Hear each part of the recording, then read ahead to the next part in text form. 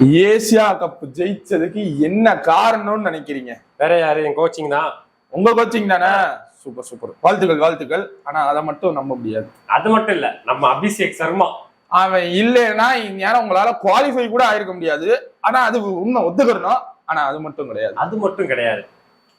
Captaincy Suryakumar Yadav captaincy பண்ண சொல்லுங்க, captaincy பண்ண சொல்லுங்க. அதான் கப் அடிச்சாரு.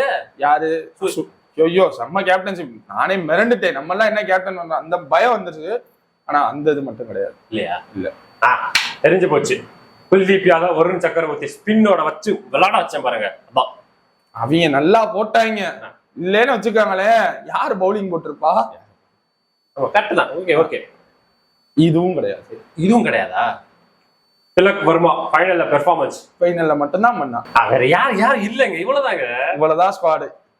என் பய யாருமே இல்லையே. உங்கால எங்க ப்ராடக்ட் இன்னும் உள்ள இறக்கி விட்டுருக்கோம். சிவம் தூபே அவன் இருந்ததுனால மட்டும்தான் நீங்க ஜெயிச்சீங்க. சிவம் தூபே இருந்தா இந்தியா ஜெயிச்சிரும். சிவம் தூபே இல்லைன்னா இந்தியா தோத்துரும். ஏன்னு கேளுங்க, 36 மேட்ச் இன்ன வரைக்கும் விளையாண்டுருக்காரு. ஒரு மேட்ச் கூட தோக்கல. சிவம் தூபே இருந்தா ஸ்ரீலங்கா கூட யோசிங்க, எங்கால உட்கார வச்சீங்க, தோத்துருக்கும்.